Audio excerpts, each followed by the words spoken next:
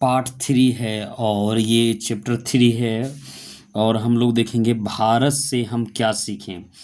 और ये subjective question है, तो परीक्षा में किस तरीके से सब्जेक्टिव क्वेश्चन पूछेगा ये देखेंगे और इस तरीके के क्वेश्चन को कैसे आंसर करेंगे यहाँ हम लोग देखेंगे। तो अब लोग हम लोग एक से एक क्वेश्चन, यहाँ से एक क्वेश्चन है उसको हम लोग करेंगे। यहाँ से एक प्रश्न एक है, भारत को पहचान सकने वाली दृष्टि की आवश्यकता किनके लिए भी वांछनीय है और क्यों है। तो इस तरीके का क्वेश्चन रहेगा। तो भारत को पहचान सकने वाली दृष्टि की आवश्यकता किनके लिए वांछनीय है और क्यों है। तो इसका जब हम उत्तर लिखेंगे तो इस तरीके से लिखेंगे, उत्तर लिखेंगे भारत को पहचान सकने वाली दृष्टि की आवश्यकता यूरोपियन लोगों के लिए वांछनीय है। यानी किसके लिए है? यूरोपियन लोगों के लिए वांछनीय है, यहाँ तक लिखेंगे। क्योंकि भारत ऐसी अनेक समस्याओं से भरपूर है। भारत क्या है? ऐसी अनेक समस्याओं से क्या है? भरपूर है, जिनका समाधान होना पर यूरोपियन लोग के अनेक समस्या का निदान संभव है। यानी कहने का मतलब भारत में जो पहचान सकने वाली दृष्टि किसकी ज़रूरत है? यानी यूरोपियन लोगों की ज़रूरत है, यानी वांछनीय है। क्योंकि भारत में बहुत सारा समस्या से भरपूर है, जिनका समाधान होने पर यूरोपियन लोग के अनेक समस्याओं का निदान संभव है। यानी भारत का जो समस्या का निदान करेगा, ये क्या होगा? वहाँ का भी समस्या निदान हो जाएगा। लेखक ने किन विशेष क्षेत्रों में अभिरुचियां रखने वालों के लिए भारत के प्रत्यक्ष ज्ञान आवश्यक बताया है। तो इस तरीके से क्वेश्चन रहेगा, तो इसका आंसर शॉर्ट टर्म में देना है। ठीक है, तो यहाँ से लिखना है, लेखक ने बताया है कि जिन्हें भूविज्ञान यानी भूविज्ञान में या वनस्पति जगत में या जीवों के अध्ययन में, पुरातत्व के ज्ञान में एवं नीतिशास्त्र जैसे विषयों में विशेष अभिरुचियां हैं, उन्हें भारत के प्रत्यक्ष ज्ञान की आवश्यक हैं। तो क्या करा है लेखक ने, क्या बताया? जिन्हें भूविज्ञान यानी धरती के विज्ञान में जिनको आवश्यकता है, कहाँ आना चाहिए? उसे भारत को प्रत्यक्ष ज्ञान की आवश्यकता है, तो वहाँ कहाँ आना चाहिए?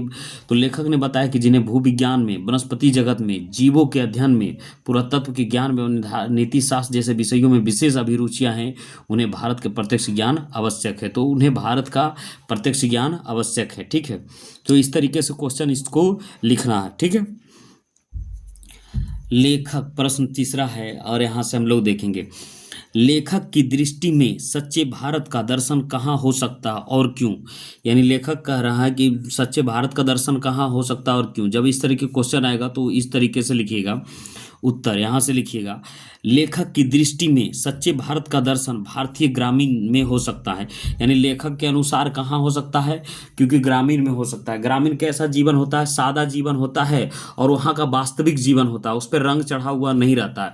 तो कह रहा है लेखक के सच्चे दृष्टि में दर्शन कहाँ होता है? भारतीय ग्रामीण जीवन में हो सकता है। भारतीय ग्राम्य संस्कृत में सच्चे भारत निहित है। यानी सच्चा संस्कृत कहाँ है? ग्रामीण में है, जो अभी तक है। क्योंकि सच्चाई, प्रेम, करुणा, सहयोग की भावना ग्रामीण में कूट कूट कर भरा हो सकता है। क्या कह रहा है? क्योंकि यहाँ प्रेम भरा हो सकता है ग्रामीण में, करुणा हो सकता है, सहयोग की भावना में कूट कूट कर भरा हो सकता है। तो इसको प्रश्न को हम लोग जवाब कैसे देखेंगे? लेखक दृष्टि में सच्चे भारत का दर्शन कहाँ हो सकता है? तो आप बता सकते हैं लेखक की दृष्टि में सच्चे भारत का कहाँ हो सकता है? ग्रामीण में हो सकता है, क्योंकि भारतीय ग्रामीण सच्चे संस्कृति निहित है। क्योंकि वहाँ संस्कृति एकदम जो आपका सादा है, मतलब जो सही संस्कृति आपको गांव में देखना है। क्योंकि वहाँ सच्चाई है, उसमें कोई मिलावट नहीं है, प्रेम में कोई मिलावट नहीं, करुणा में मिलावट नहीं, और सबसे बड़ी बात है सहयोग की भावना ग्रामीण में कूट कूट कर भरा होता है। तो इस क्वेश्चन को, तीसरा क्वेश्चन को इस तरीके से लिखेंगे। ठीक है, भारत के ग्राम्य पंचायत की किस अर्थ में और किनके लिए लेखक ने महत्वपूर्ण बताया है, स्पष्ट करें। तो इस तरीके प्रश्न रहेगा। तो क्या लिखना है? इस तरीके उत्तर देना है। प्राचीन स्थानीय शासन प्रणाली है। तो प्राचीन क्या है? ग्राम पंचायत के किस अर्थ में था? तो प्राचीन में क्या है? जो स्थानीय प्रशासन जो प्राचीन है। स्थानीय प्रशासन कैसा है? प्राचीन है। यहाँ पंचायत प्रथा का समझने और समझाने के बहुत बड़ा है, समझने और समझाने का बहुत बड़ा है। इस क्षेत्र भारतीयों ग्राम पंचायत में विद्यमान है। यहाँ कहाँ है? भारतीय पंचायत में विद्यमान है। जिन लोगों को अत्यंत सरल राजनीतिक इकाई का निर्माण और विकास से समृद्ध प्राचीन युगनी कानून को पुरातन रूप में के विषय में हुए अनुसंधान की महत्ता को समझने की क्षमता प्राप्त करनी है, उनके लिए भारत ग्राम पंचायत का लेखक ने महत्वपूर्ण बताया। तो लेखक ने क्या बताया है, भारत की ग्राम पंचायत के किस अर्थ में इनको किनके लिए महत्वपूर्ण बताया। तो भारत पंचायत में क्या है, जो है ग्रामीण पंचायत को समझने और समझने में बड़ो पंचायत भारतीय ग्राम पंचायत में विद्यमान है, जिनका लोग अत्यंत सरल राजनीतिक है इकाई का निर्माण है और विकास से समृद्ध प्राचीन युग कानून है। और एक ऐसा कानून है प्राचीन पुरातन में रूप से विषय में अनुसंधान का महत्व को समझने की क्षमता प्राप्त करनी है, उनके लिए भारत ग्राम पंचायत के लेखक के लिए महत्वपूर्ण बताया है। तो इस तरीके से ये क्वेश्चन 4 को आपको इस तरीके से लिखना है, ठीक है।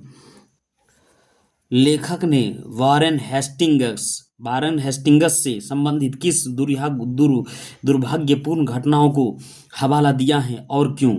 तो लेखक ने वारेन हेस्टिंग्स से संबंधित किस दुर्भाग्यपूर्ण को हवाला दिया और क्यों। लेखक ने वारेन हेस्टिंग्स द्वारा 172 दारिस नामक सोने के सिक्के ईस्ट इंडिया कंपनी को निर्देशक मंडल के सेवा में भेज जाने पर कंपनी के मालिक द्वारा उसका महत्व नहीं समझना है। जब इंडिया में क्या कर रहा था, अंग्रेजों का राज था, तो वारेन हेस्टिंग ने क्या किया था, उसके समय में क्या मिला था, 172 दरियस नामक का सिक्का मिला था। और इंडिया कंपनी के ईस्ट इंडिया कंपनी यानी विदेशी कंपनी था, ईस्ट इंडिया कंपनी जो इंग्लैंड से आता है, कंपनी को निर्देशक मंडल को सेवा में भेजे जाने पर कंपनी के मालिक द्वारा उसका महत्व नहीं समझना है एवं मुद्राओं को गला देना दुर्भाग्यपूर्ण घटना कहा है, क्योंकि वह एक धरोहर था और अन्वेषण का विषय था। और क्या था, अन्वेषण का विषय था। तो यहाँ क्या है, लेखक ने वारेन हेस्टिंग्स में संबंधित की धरोहर, तो वो सोने का सिक्का मिला था जब हमारा देश गुलाम था, और वह क्या कर दिया, ईस्ट इंडिया कंपनी को भेज दिया। कंपनी ने उसका महत्व नहीं समझा और उसको मुद्रा को गला कर, और कहा ने इसी घटना को क्या कहा है, दुर्भाग्यपूर्ण कहा, क्योंकि वह एक धरोहर था, क्योंकि वो एक धरोहर था और अन्वेषण का विषय था। क्या था, अन्वेषण का विषय था, ठीक है। क्वेश्चन नंबर अब 6, भारत के साथ यूरोप के व्यवहारिक संबंध के प्राचीन प्रमाण लेखक ने क्या दिखाया है। तो इस तरीके से क्वेश्चन प्रश्न रहेगा और उत्तर कैसे देना है। तो यहाँ देखिए उत्तर इस तरीके से, लेखक के अनुसार सोलोमन के समय में ही भारत, सीरिया और फिलिस्तीन के मध्यम आवागमन के साधन सुलभ हो चुके थे। और कैसे थे, लेखक के अनुसार सोलोमन के समय ही भारत में सीरिया और फिलिस्तीन के माध्यम आगमन के साधन सुलभ हो चुके थे। साथ ही इन देशों के क्या था, व्यापारिक अध्ययन के आधार पर प्रमाणित होता है कि हाथी दांत, क्या दांत, कौन सा दांत, हाथी दांत, बंदर, मोर और चंदन आदि जिन वस्तुओं को फिर से निर्यात की बात बाइबिल में कही गई है, वह वस्तु भारत के सिवा किसी अन्य देश में नहीं लाई जा सकती है।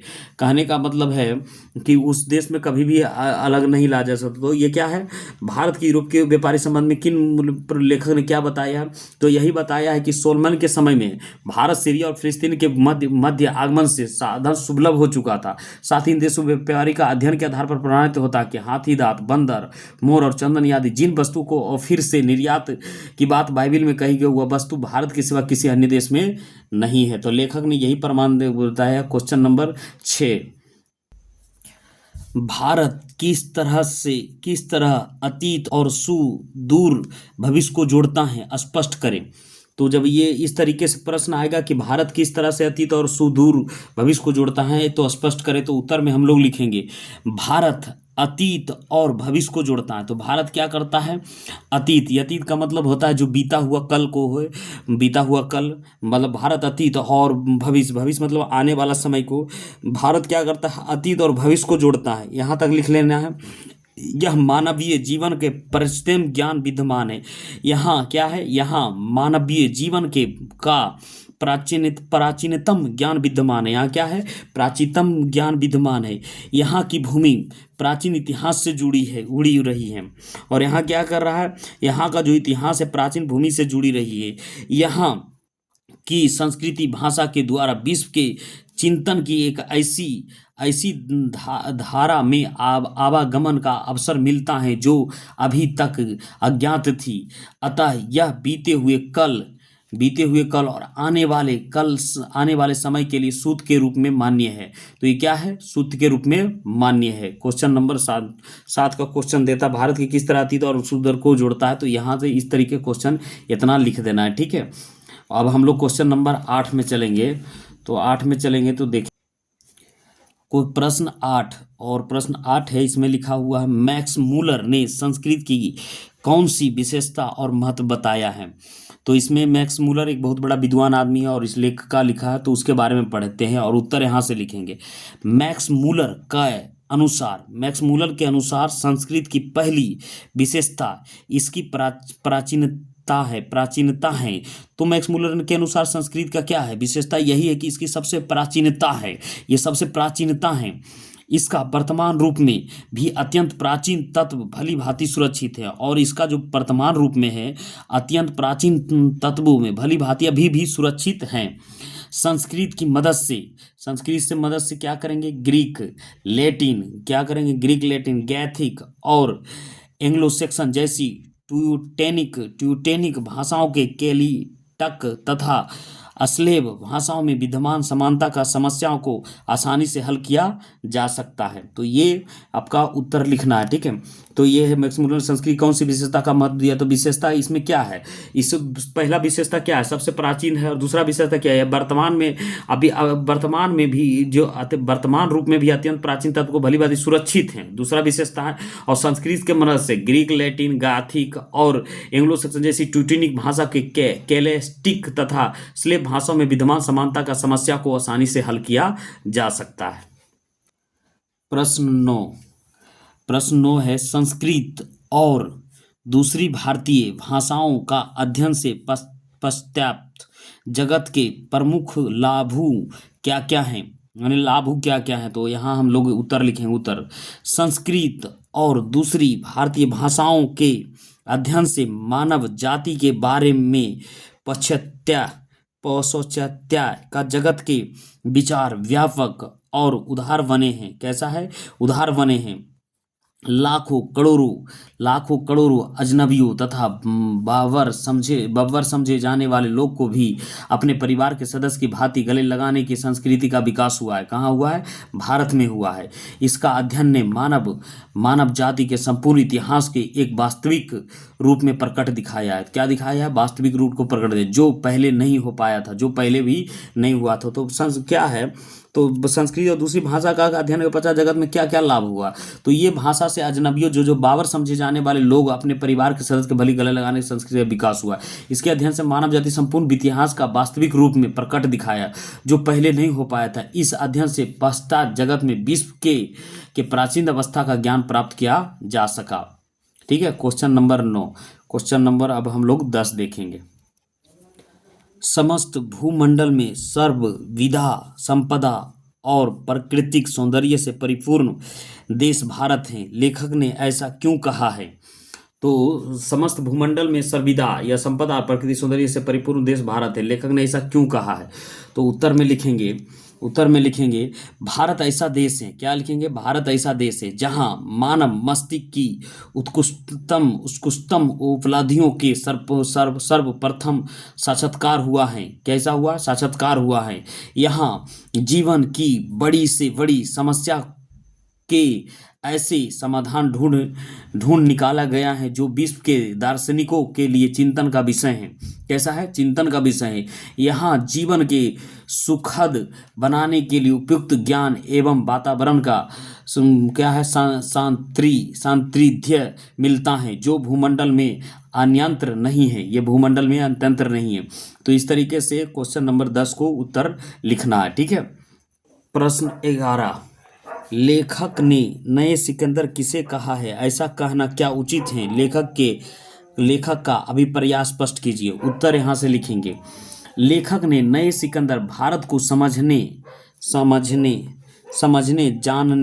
जानने एवं संपूर्ण लाभ प्राप्त करने हेतु भारत आने वाले नव आगंतुक अन्वेषकों पर्यटकों एवं अधिकारियों को कहा है। किसको कहा है? तो नवागतुक, जो नया आया है उसे अन्वेषक यानी जो परीक्षण करता है पर्यटकों एवं अधिकारियों को कहा है। उसी प्रकार आज भी भारतीयता के निकट से जानने के लिए नवीन सपन परदर्शी को आज को सिकंदर कहना अतिशयोक्ति नहीं है या उचित है, अतिशयोक्ति नहीं है या उचित है। धर्म की दृष्टि से भारत का क्या महत्व है? जो धर्म की दृष्टि से भारत का क्या महत्व है, अथवा धर्म की दृष्टि से भारत का क्या महत्व है, ऐसे भी हो सकता है। आप ये भी लिख सकता है था भारत से हम क्या सीखे, पाठ के आधार पर बताएं। पाठ बताएं तो उत्तर हम लोग लिखेंगे यहाँ से, भारत प्राचीन काल से ही धार्मिक विकास का केंद्र रहा है। भारत कैसा रहा है? भारत प्राचीन काल से ही कैसे कर रहा है? धार्मिक विकास का केंद्र रहा है। यहाँ धर्म का वास्तविक उद्भव, उसके प्राकृतिक विकास तथा उसके अपरिहारी झियामा रूप के प्रत्यक्ष परिचय मिलता है। भारत वैदिक धर्म की भूमि है। भारत कैसा भूमि है? वैदिक धर्म की भूमि है। बौद्ध धर्म की यही जन्मभूमि है और बौद्ध धर्म की भी यही जन्मभूमि है। पारसियों के जरस्तुत धर्म की यह शरण स्थली है। कहने मानो भारत में कौन सा धर्म था? भारत में वैदिक धर्म था और बौद्ध धर्म की यह जन्मभूमि है और पारसियों के जरस्तु धर्म की यही शरण स्थली है। आज भी यहाँ नित्य नए मत मतांतर प्रकट एवं विकास होते रहते हैं। इस तरह से भारत धार्मिक क्षेत्र में विश्व के अलौकिक करने वाला एक महत्वपूर्ण देश है।